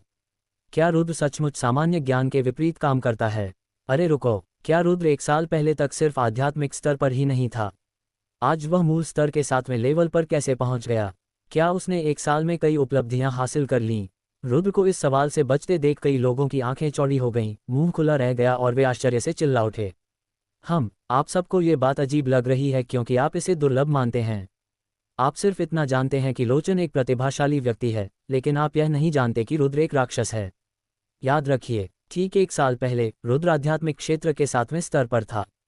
तो रुद्र ने कई स्तरों को पार नहीं किया, 1 साल में ही उसने एक पूरा क्षेत्र पार कर लिया। और आश्चर्यचकित न हो क्योंकि वह मूल स्तर के 7वें स्तर की साधना से गंभीर स्तर के 4थे स्तर के लोचन के हमले को चकमा देने में सक्षम था। उसकी युद्ध शक्ति वास्तव में इतनी चौंकाने वाली है। 6 महीने पहले रुद्र ने मूल क्षेत्र के पहले स्तर की साधना से ही मूल क्षेत्र के 5वें स्तर के एक व्यक्ति का सिर काट दिया था, और उसने ये काम बड़ी सहजता से किया था।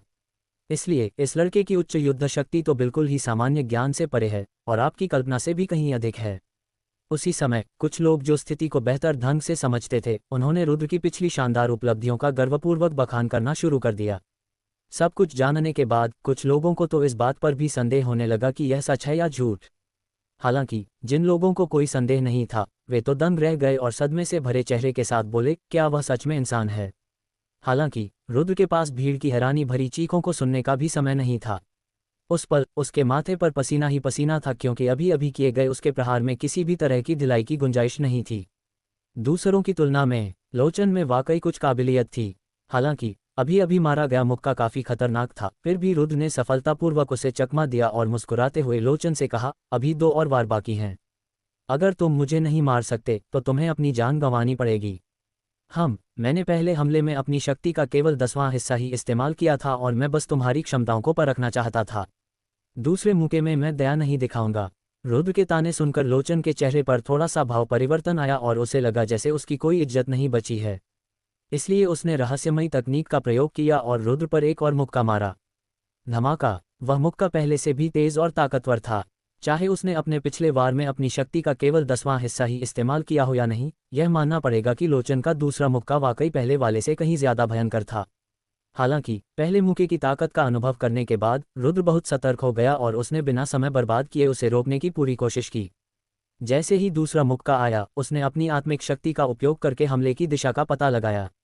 तुरंत ही उसने अपने शारीरिक मार्शल कौशल का प्रयोग किया और जैसे ही हमला उसके सामने आया, उसने उसे चकमा दे दिया। वह बच निकला, वह फिर बच निकला। ये तो वाकई बहुत प्रभावशाली है। उसने सचमुच गेंद को चकमा दे दिया। अगर पहली बार किस्मत थी, तो दूसरी बार तो निश्चित रूप से कौशल का कमाल था। रुद्र ने एक बार फिर लोचन के हमले को चकमा दिया और सभी ने आश्चर्य से कान फाड़ देने वाली चीखें मारीं। ये पहले से कहीं अधिक रोमांचक था, क्योंकि लोग सचमुच रुद्र की प्रतिभा और शक्ति को देखकर अवाक रह गए थे। वे उसकी युद्ध शक्ति से चकित थे, लेकिन मनोरंजन कर रहे दर्शकों की तुलना में लोचन के करीब मौजूद लोग गंभीर हो गए और घबराने लगे। 1 साल के लिए तय की गई लड़ाई। लोचन को रुद्र को 3 वारों के भीतर मारना था, अन्यथा वह मौके पर ही आत्महत्या कर लेगा। ये उसके अपने ही शब्द थे, इसलिए स्वाभाविक रूप से वह इन्हें वापस नहीं ले सकता था। लेकिन अभी 2 वारों के बाद भी रुद्र न केवल मरा नहीं था, बल्कि उसे जरा भी चोट नहीं आई थी। अगर लोचन के तीसरे वार के बाद भी रुद्र नहीं मरा, तो मरने वाला खुद लोचन ही होगा। वास्तव में लोचन स्वयं भी गंभीर हो गया। उसके माथे पर पसीने की बूंदें दिखाई देने लगीं। दरअसल वह दुविधा में था। वह सोच रहा था कि रुद्र का सामना करने के लिए उसे कितनी शक्ति का प्रयोग करना चाहिए। आखिरकार उसके और रुद्र के साधना स्तर में इतना अंतर था, और वह वास्तव में नीले प्रांत की युवा पीढ़ी के शीर्ष स्तर के योद्धाओं में से एक था।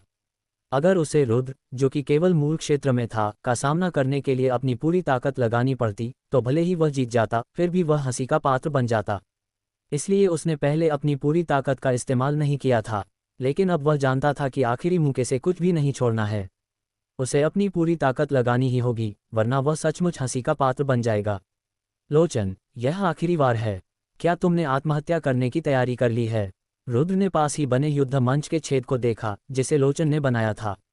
उसने पहले अपने माथे से पसीना पोंछा, फिर अपने हाथ को हुक की तरह बनाकर लोचन को उकसाया। रुद्र, इतना घमंड मत करो। मैं तुम्हें अपनी असली ताकत का अनुभव कराऊंगा। मर जाओ। वूश! लोचन गुस्से से चिल्लाया, लेकिन उसने तुरंत हमला नहीं किया। वह आगे बढ़ा और उसका पूरा शरीर गायब हो गया। जब वह दोबारा प्रकट हुआ तो वह रुद्र के पीछे था। उसने अपनी दाहिनी मुट्ठी कसकर भींची और उस पर प्रकाश प्रकट हुआ। सघन गंभीर शक्ति तेजी से उमड़ रही थी और भयानक गंभीर शक्ति उसकी मुट्ठी में एकत्रित हो गई। उसी क्षण उसने उसे रुद्र की ओर फेंक दिया। सबसे महत्वपूर्ण बात यह थी कि गंभीर क्षेत्र के चौथे स्तर के दबाव ने रुद्र को जकड़ लिया और उसके भागने का रास्ता बंद कर दिया। इतनी दूरी पर रुद्र अब भाग नहीं सकता था।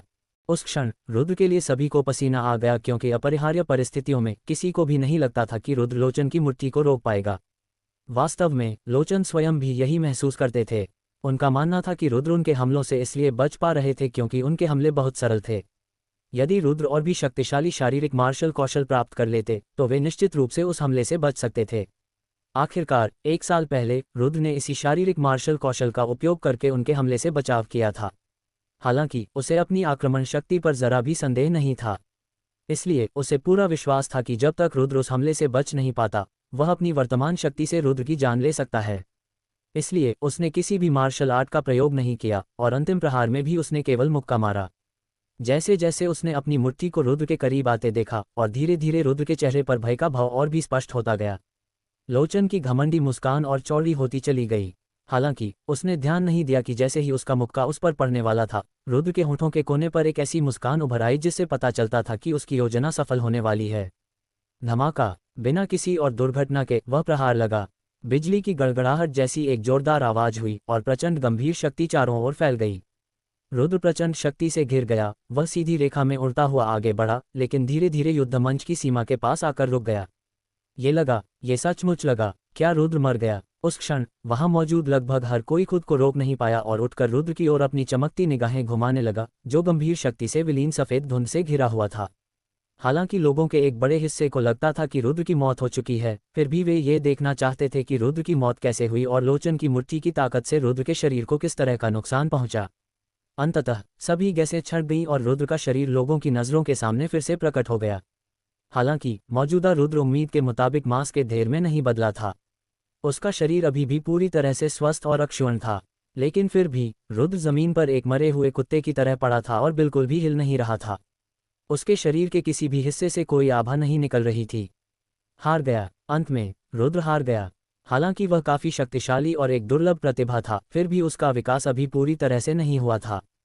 7वें स्तर की साधना कर रहे लोचन से मुकाबला कर पाना ये दर्शाता है कि वह पहले से ही असाधारण था। लेकिन दुख की बात है, क्या इतना प्रतिभाशाली व्यक्ति यूं ही मर जाएगा? विश्व आत्मा संघ के लोग तो बिल्कुल निष्क्रिय नजर आ रहे हैं। क्या वे सचमुच अपने ही समूह के एक विश्व आत्मावादी को यूं ही किसी के हाथों मर जाने देंगे? ये देखकर लगभग सभी को लगा कि रुद्र मर चुका है। उन्हें लगा कि महिका, जिसे रुद्र से उम्मीदें थीं, ने भी दया भाव से आह भरी। माया ने अपनी बड़ी बहन को गले लगाया और वह बेहद दर्द में थी। उसकी दर्द भरी रोने की आवाज़ सुनकर हर किसी का दिल दुख से भर गया। अगर रिया उसे रोकती नहीं तो वह तुरंत दौड़कर मंच पर मौजूद रुद्र को गले लगा लेती। आखिर उसके दिल में रुद्र ही तो था जिससे वह प्यार करती थी। दूसरी ओर रुद्र की क्षमताओं को भांप चुकी रिया ने मंच पर रुद्र को देखते हुए हल्के से भौहें चढ़ाईं और मन ही मन कोसते हुए कहा, धिक्कार है रुद्र, तुम क्या कर रहे हो? अगर तुम जल्दी उठकर वापस नहीं आए तो छोटी माया तुम्हारे लिए रोते रोते मर जाएगी। हालांकि रिया के अलावा घटनास्थल पर मौजूद 10 लाख लोगों में से कितने लोग रुद्र को पूरी तरह समझते थे? कितने लोग उसकी क्षमताओं को जानते थे? वास्तव में इससे पहले उसके और लोचन के बीच हुई साधारण बातचीत ने ही उन्हें बेहद चौंका दिया था और उन्हें पहले से ही यह एहसास हो गया था कि रुद्र एक असाधारण प्रतिभा का धनी है। इसलिए लगभग सभी को लगा कि रुद्र मर चुका है। यहाँ तक कि युद्ध मंच पर खड़े लोचन ने भी कुछ देर रुद्र को देखा और उन्होंने भी पुष्टि की कि रुद्र अब सांस नहीं ले रहा है।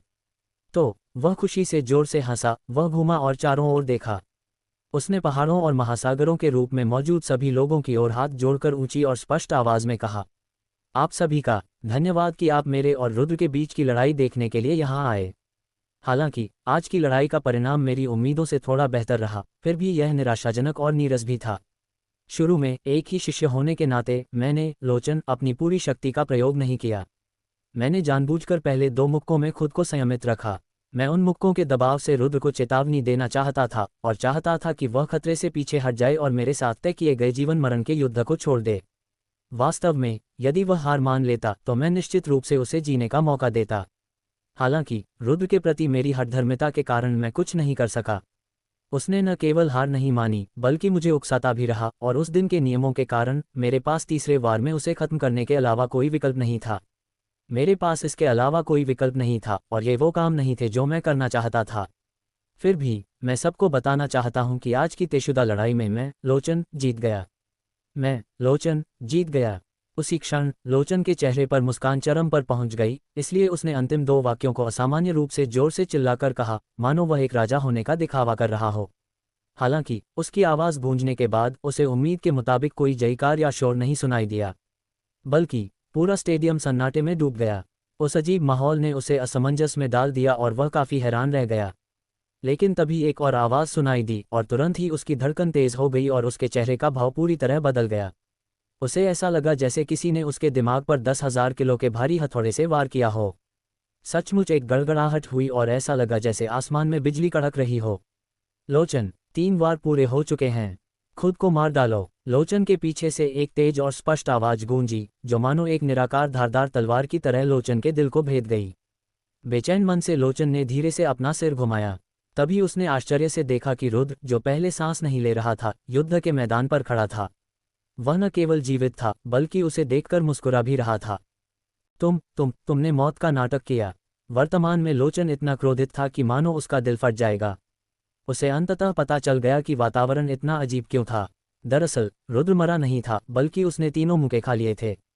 वह स्पष्ट रूप से युद्ध हार गया था, लेकिन उसे इस बात का एहसास नहीं हुआ। उसने तो लगभग 10 लाख लोगों के सामने अपनी जीत की घोषणा करते हुए प्रतिज्ञाएं भी की और साहसिक शब्द कहे। ठीक उसी क्षण वह सचमुच एक चींटी का बिल ढूंढ सकता था और उसमें छेद कर सकता था, क्योंकि उसके साथ खिलवाड़ किया गया था। उसे रुद्र ने बेवकूफ़ बनाया था और वह पूरी तरह से बेवकूफ़ बन गया था। उसने अपने पिता के सामने, अपने परिवार के सामने, अपने दोस्तों के सामने, लगभग 10 लाख लोगों के सामने खुद को थप्पड़ मारा, और उसने इतनी जोर से और स्पष्ट रूप से थप्पड़ मारा कि उसकी सारी इज्जत मिट्टी में मिल गई और उसकी बुद्धिमत्ता चकनाचूर हो गई। ये सब रुद्र की देन थी। इसलिए लोचन के मन में इस समय क्रोध चरम पर था और वह रुद्र के शव को 10,000 टुकड़ों में न फाड़ पाने के कारण खुद से घृणा कर रहा था। जब उसने हरे रंग से लाल चेहरे वाले, गुस्से से दांत पीसते हुए और चेहरे के साथ छिद्रों से धुआं निकलते हुए लोचन को देखा, तो रुद्र ने मुस्कुराते हुए उदासीनता से कहा, लोचन, 1 वर्ष पहले हुए समझौते के अनुसार मैं तुम्हारे 3 वार झेल चुका हूँ। ऐसा नहीं है कि मुझे, रुद्र, कोई हमदर्दी नहीं है, लेकिन उस साल तुमने जो कहा था वो तुमने खुद कहा था। खुद को मार डालो। रुद्र के बोलते ही लगभग सभी के दिल की धड़कन 2 बार तेज हो गई। वे सोच रहे थे, क्या लोचन सचमुच आत्महत्या करने जा रहा है? क्या आज इतनी असाधारण प्रतिभा वाली एक शख्सियत इस जगह पर आत्महत्या करेगी? लेकिन अगले ही पल उन्हें पता चल गया कि वे गलत थे। उन्होंने लोचन को ज़रूरत से ज़्यादा महत्व दिया था। उन्होंने उस साल जो साहसी बातें कही थीं, उन्हें तुरंत पूरा नहीं किया। उन्होंने केवल रुद्र की ओर इशारा किया और गुस्से से कहा, रुद्र, चिंता मत करो। मैं, लोचन, अपने शब्दों की कीमत चुकाऊंगा।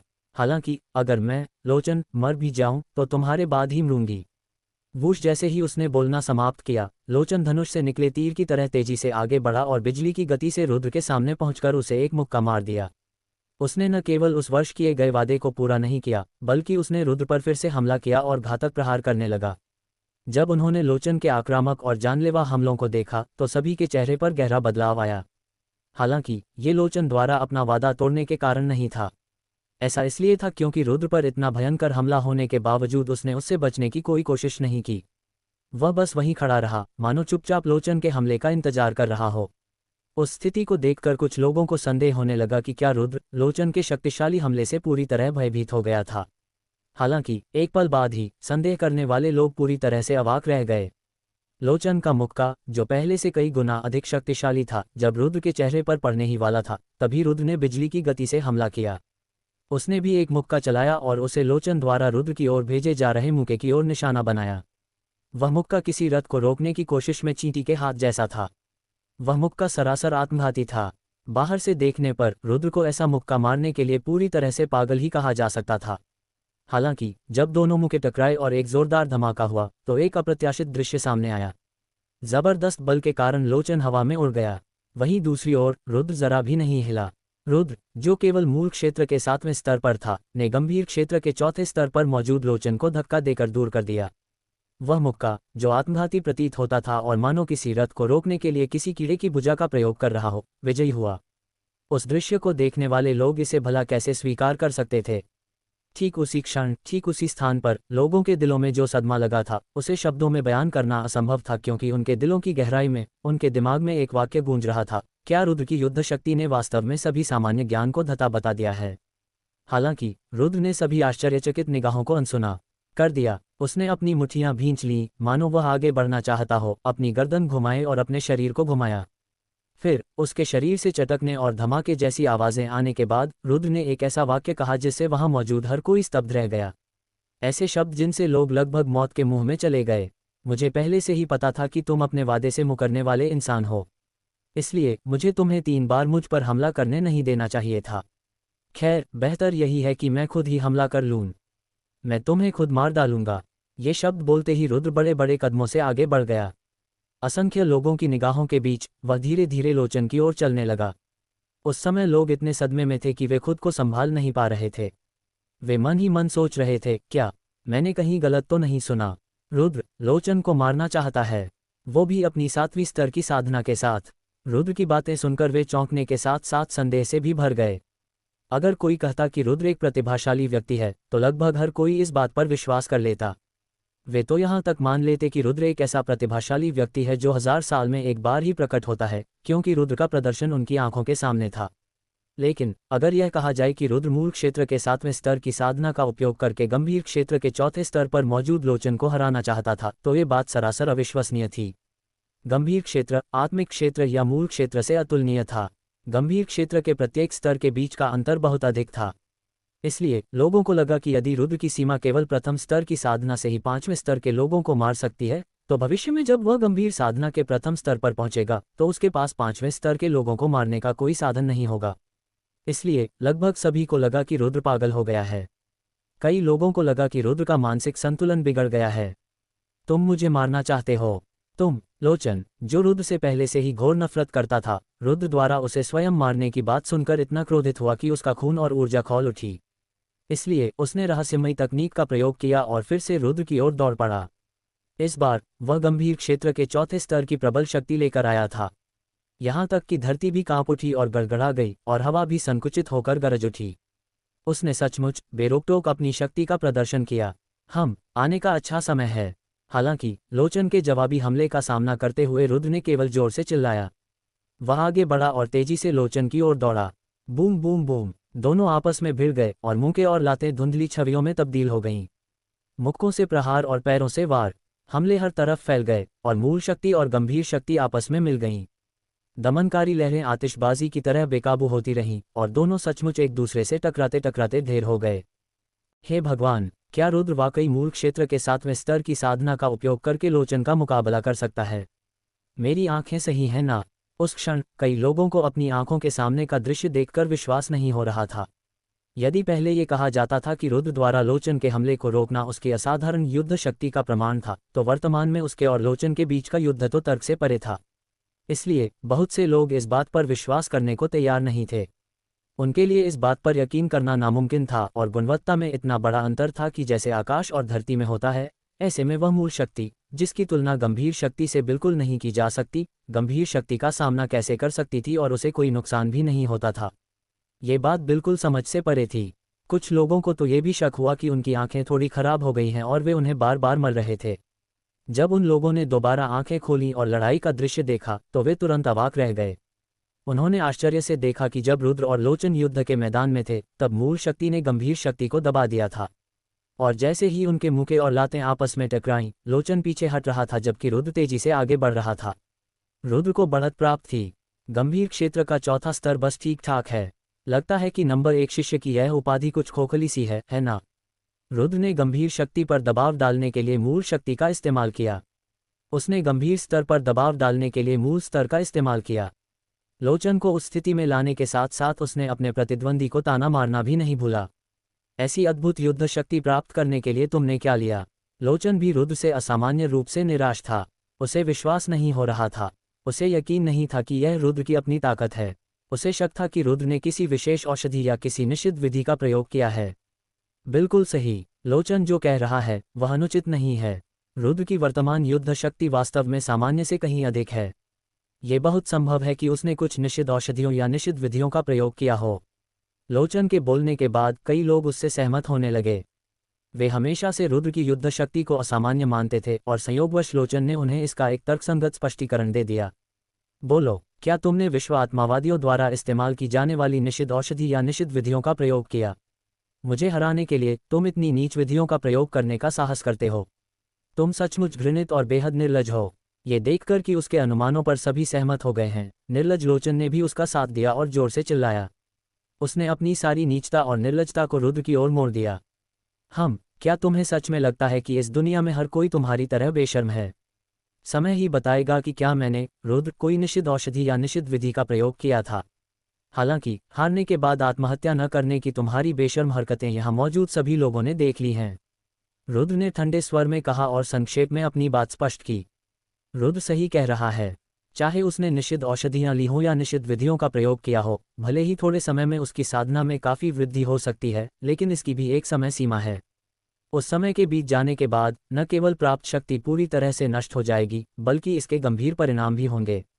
हल्की चोटें गंभीर चोटें बन जाएंगी और गंभीर चोटें अपंगता का कारण बनेंगी और सारी साधना नष्ट हो जाएगी। अगर रुद्र ने सचमुच निषिद्ध औषधि या निषिद्ध विधियों का प्रयोग किया होता तो देर सवेर वह अपने असली रूप में लौट आता और सब कुछ उजागर हो जाता। वह ज्यादा देर तक टिक नहीं पाता, लेकिन उसके आत्मविश्वास से भरे चेहरे को देखकर लगता है कि उसने सचमुच किसी निषिद्ध औषधि का प्रयोग नहीं किया है और वह सचमुच अपनी ही ताकत पर निर्भर है। रुद्र की बातें सुनकर सभी को लगा कि यह बात तर्कसंगत है और सबने सहमति में सिर हिलाया। तू बेशर्म है जिसने निषिद्ध औषधि का प्रयोग किया, तो क्या हुआ? मैं, लोचन, अपनी वास्तविक साधना से तुझे परास्त कर सकता हूँ। मर जा। इसके जवाब में लोचन थोड़ा बेचैन हो गया और उसे अचानक एहसास हुआ कि रुद्र ने वास्तव में किसी निश्चित औषधि का प्रयोग नहीं किया था। इसलिए उसने अपनी शैली बदल दी और अब वह अपने शरीर की युद्ध शक्ति से नहीं लड़ रहा था। उसने अत्यंत सशक्त युद्ध कौशल का प्रदर्शन किया। मार्शल कौशल का प्रयोग करने के बाद गंभीर शक्ति का वास्तविक प्रदर्शन हुआ और रुद्र का शरीर उसका मुकाबला करने में असमर्थ था। हालांकि रुद्र भयभीत नहीं हुआ। उसने अपने शरीर में निहित मूल शक्ति का संचार किया और अनेक मायावी हथेलियां प्रकट हुईं। कई लोगों की आंखें सचमुच चकाचौंध हो गईं और वे यह नहीं समझ पाए कि कौन सी असली हैं और कौन सी नकली। उसने फिर से लोचन को दबा दिया। ये रुद्र वाकई काफ़ी शक्तिशाली है। मैंने पहली बार किसी को मेरे नीलेश स्कूल के इल्यूजनरी पाम का इस स्तर तक इस्तेमाल करते देखा है। रुद्र द्वारा प्रदर्शित मायावी हथेली को देखकर नीलेश स्कूल के वरिष्ठों ने उसकी खूब प्रशंसा की। रुद्र की मायावी हथेली अत्यंत उन्नत थी और उसने मार्शल कला के सार को पूरी तरह से समझ लिया था। यहाँ तक कि उनके लिए भी उसकी स्थिति तक पहुँचने की कोई उम्मीद नहीं थी और उन्होंने मन ही मनाह भरी, जिससे उनकी हीनता का पता चलता था। ये तो सिर्फ तीसरे दर्जे की मार्शल स्किल है। मेरे सामने इससे खेलने की हिम्मत कैसे हुई? मैं तुम्हें अपने नीलेश स्कूल की सबसे शक्तिशाली मार्शल स्किल का अनुभव कराऊंगा। जब लोचन ने देखा कि वह तीसरे दर्जे की मार्शल स्किल्स के मामले में रुद्र का मुकाबला नहीं कर सकता, तो उसने अपनी शैली बदल दी और 5वें दर्जे की मार्शल स्किल का इस्तेमाल किया। वह रुद्र को हराने के लिए केवल अपनी मार्शल स्किल की ताकत पर निर्भर रहना चाहता था। ये तो केवल 5वें स्तर का मार्शल कौशल है। क्या तुम्हें लगता है कि यह केवल तुम्हारे पास है? लेकिन क्या रुद्र उससे डर सकता था? 3 वज्र शैलियों में से तीसरी शैली बिजली की तरह तेज गति निकलती थी और वह कुछ भी बन सकती थी। हालांकि यह 4थे दर्जे की मार्शल कला थी, लेकिन चाहे रूप हो या शक्ति, तीसरी शैली 5वें दर्जे की मार्शल कला के बराबर थी। सबसे महत्वपूर्ण बात यह थी कि नीलेश स्कूल की तथाकथित सबसे शक्तिशाली मार्शल कला को रुद्र की थरी थंडर स्टाइल की तीसरी शैली द्वारा एक बार फिर जबरदस्ती दबा दिया गया। एक बार फिर लोचन बेहद निराश हो गया। रुद्र, क्या तुम मुझसे लड़ने के लिए उन दुष्ट तरीकों का सहारा ले रहे हो? देर सवेर तुम्हें इसके परिणाम भुगतने पड़ेंगे, लेकिन तुम्हें इसके दुष्परिणाम भुगतने की जरूरत नहीं है। इससे पहले कि ऐसा हो, मैं तुम्हारी जान ले लूंगा। लगातार 3 बार रुद्र ने लोचन को हरा दिया। इससे 4थे स्तर के गंभीर विद्या के धनी, प्रथम श्रेणी के शिष्य, पवन श्रोता विद्यालय के सर्वोत्कृष्ट शिष्य को हराने वाले लोचन का मनोबल टूट गया। क्रोध और रोष मिलकर उसे रुद्र को जल्द से जल्द खत्म करने की तीव्र इच्छा जगा रहे थे। इसलिए उसने शारीरिक युद्ध कौशल का प्रदर्शन करते हुए कई हजार मीटर पीछे छलांग लगाए। उसी समय उसके शरीर में भी परिवर्तन आया और अत्यंत शक्तिशाली गंभीर शक्ति का विस्फोट उसके शरीर को बदल रहा था। रुद्र, मैं तुम्हें एक ऐसी शक्तिशाली मार्शल कला का अनुभव कराऊंगा जो तुमने पहले कभी नहीं देखी होगी। रैंक 5 की मार्शल कलाओं में सबसे उच्च कोटि की मार्शल कला, 10,000 सर पर दौड़ते घोड़े। धमाका! अचानक लोचन के शरीर के भीतर अत्यंत शक्तिशाली गंभीर शक्ति का विस्फोट हुआ। गंभीर शक्ति इतनी प्रबल थी कि वह लगभग हवा में उड़ उठी, लेकिन फिर तेजी से नीचे गिर गई। इसने निराकार तरंगें बनाईं और वे उमड़ पड़ीं। अंत में निराकार से इसका रूप धारण हुआ। यह एक बलवान सुंदर घोड़े में परिवर्तित हो गया। वह घोड़ा सजीव और जीवंत लग रहा था, लेकिन उसकी दोनों आंखें खून जैसी लाल थीं। उसके माथे पर एक नुकीला सींग था और उससे अपार शक्ति का आभास हो रहा था। ऐसी शक्ति साधारण घोड़ों में नहीं होती, यहाँ तक कि सामान्य विशालकाय जानवरों में भी ऐसी शक्ति नहीं होती। सबसे महत्वपूर्ण बात यह थी कि वहाँ हजारों की संख्या में ऐसे भयानक घोड़े थे। उनकी वजह से जमीन सचमुच कांपने और जोर से हिलने लगी थी। अगर युद्ध का मैदान विशेष सामग्री से न बना होता तो घोड़ों के गुजरते ही जमीन निश्चित रूप से टूट जाती और अनगिनत दरारें पड़ जातीं। उस पल में घोड़ों का झुंड किसी शहर को भी पल भर में कुचल कर राख कर सकता था। कितनी शक्तिशाली मार्शल कला है यह! शायद ये छठे दर्जे की मार्शल कला है। नहीं, ये छठे दर्जे का मार्शल कौशल नहीं है। ये तेजस राजकुमार के महल का 5वें दर्जे का मार्शल कौशल है, जो अत्यंत प्रसिद्ध 10,000 सर पर दौड़ते घोड़े के नाम से जाना जाता है। क्या ये तेजस राजकुमार के महल की कोई युद्ध कला है? वहाँ की युद्ध कलाएं सर्वश्रेष्ठ हैं, लेकिन वे इसे बाहरी लोगों को नहीं सिखाते। फिर भी लोचन ने इसे कैसे सीखा? आपकी खबर वाकई बहुत सटीक नहीं है। फिलहाल लोचन के पास एक बेहद ही उत्कृष्ट पालक दादा हैं। वे तेजस राजकुमार के महल में लीन वंश के मुखिया लॉर्ड ललित राव हैं। उनके साथ लोचन कौन सी मार्शल कला नहीं सीख सकता? तो वास्तव में ऐसा कुछ है। इसका मतलब है कि लोचन का अतीत बेहद रहस्यमय और गहरा है। लेकिन फिर ऐसे चरित्र को नीलेश स्कूल में रहने की क्या ज़रूरत है? महत्वपूर्ण बात यह नहीं है कि लोचन 10,000 सर पर दौड़ते घोड़ों की इस कला को सीख सकता है या नहीं। महत्वपूर्ण बात यह है कि लोचन इस मार्शल कला को इतनी कुशलता से समझ सकता है। ये जानना महत्वपूर्ण है कि यद्यपि यह मार्शल कला शक्तिशाली है, फिर भी इसे सीखने में बहुत कठिनाई होती है। यह मार्शल आर्ट कौशल बहुत ही प्रभावशाली है। सामान्य मार्शल कौशल इसके सामने टिक नहीं सकते। इस बार रुद्र क्या प्रतिक्रिया देगा? लोचन के 10,000 सर पर दौड़ते घोड़ों को देखकर लोग प्रशंसा से आहें भरते रह गए। साथ ही सबकी निगाहें रुद्र पर टिकी थीं। वे देखना चाहते थे कि रुद्र उस शक्तिशाली मार्शल आर्ट का सामना कैसे करेगा। ऐसे 10,000 सर पर दौड़ते घोड़े। तब मैं रुद्र तीरों से 10,000 घोड़ों को मार गिराने की तकनीक का इस्तेमाल करूंगा। रुद्र ने एक पैर आगे बढ़ाया और उसे थोड़ा ऊपर की ओर मोड़ा, फिर दूसरा पैर पीछे किया और उसे थोड़ा नीचे की ओर मोड़ा। उसने अपने बाएं हाथ में धनुष और दाएं हाथ में बाण बनाया। फिर जैसे ही उसने अपना बायां हाथ घुमाया, उसका दायां हाथ तलवार की तरह चल पड़ा।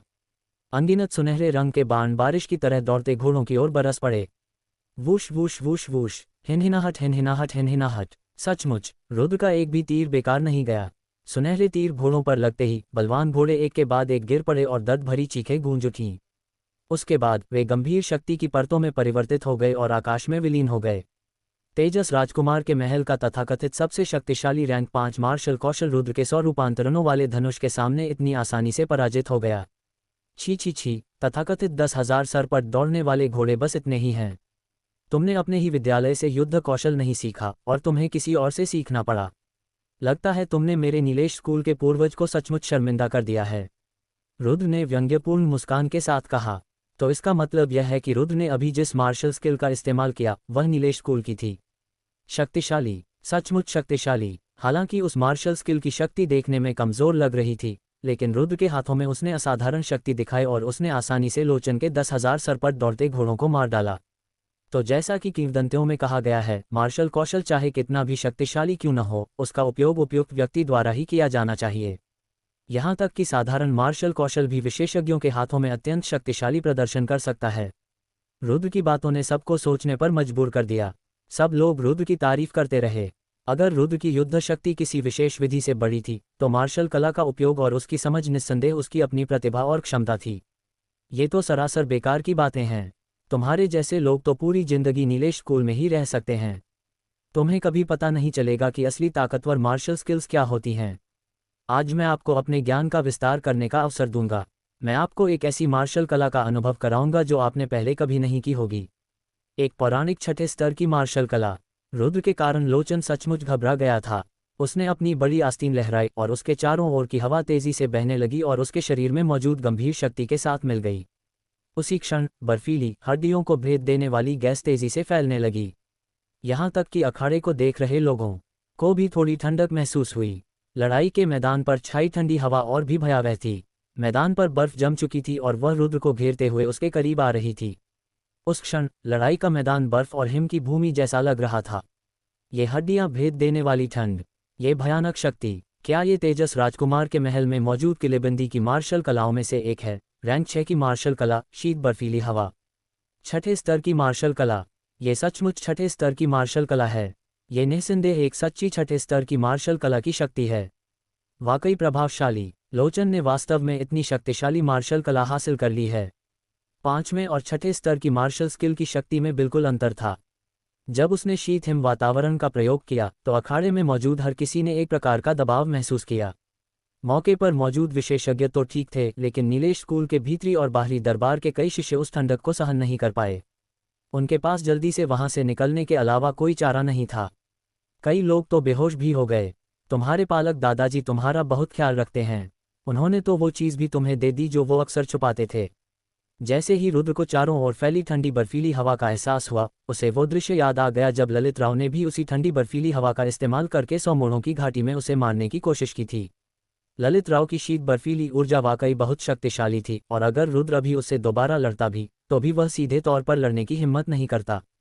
हालांकि लोचन की शीत बर्फीली ऊर्जा में थोड़ी परिपक्वता की कमी थी। कम से कम रुद्र के लिए यह इतनी कम परिपक्वता नहीं थी कि वह उससे डर जाए। तुम्हें काफ़ी कुछ पता है, लेकिन जो मैं देख रहा हूँ उससे लगता है कि तुम्हारी जिंदगी खत्म हो चुकी है। तुम्हारा शरीर चाहे कितना भी ताकतवर क्यों न हो, मेरी बर्फीली ठंडी हवा को सहन नहीं कर पाएगा। सब कुछ खत्म हो गया, मर जाओ। लोचन ने ठंडी सांस ली। वह इस लड़ाई से तंग आ चुका था। भले ही वह आज की लड़ाई जीत जाता, लेकिन जब यह खबर फैलती कि उसे मूल क्षेत्र के 7वें स्तर के किसी व्यक्ति ने इस हालत में पहुंचाया है तो उसकी कोई इज्जत नहीं बचती। इसलिए वह रुद्र को जल्द से जल्द खत्म करना चाहता था, और शीत बर्फ का वातावरण उसका सबसे बड़ा हथियार था। सिलालाला। बर्फीली ठंडी हवा अचानक जम गई और कई भयंकर ठंडे जानवरों का रूप ले लिया। उन्होंने अपने दांत दिखाए और चारों ओर से रुद्र को घेर कर हमला कर दिया। हड्डियों को भेद देने वाली ठंडी हवा ने हवा में पाला जमा दिया और दरारें भी पड़ गईं।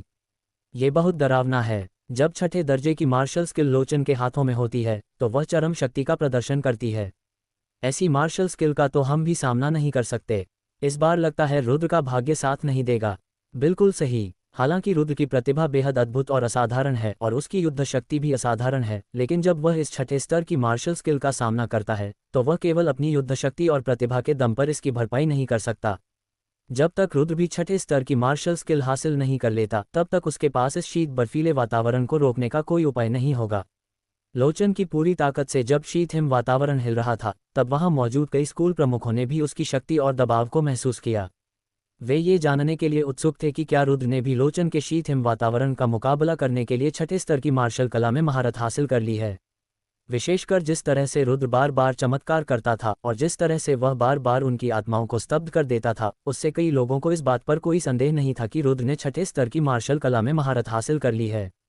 लेकिन वे इस बात की पुष्टि कर सकते थे कि यदि रुद्र ने छठे स्तर की मार्शल कला में महारत हासिल नहीं की तो आज की नियोजित लड़ाई वास्तव में समाप्त हो जाएगी और यह खत्म हो जाएगी।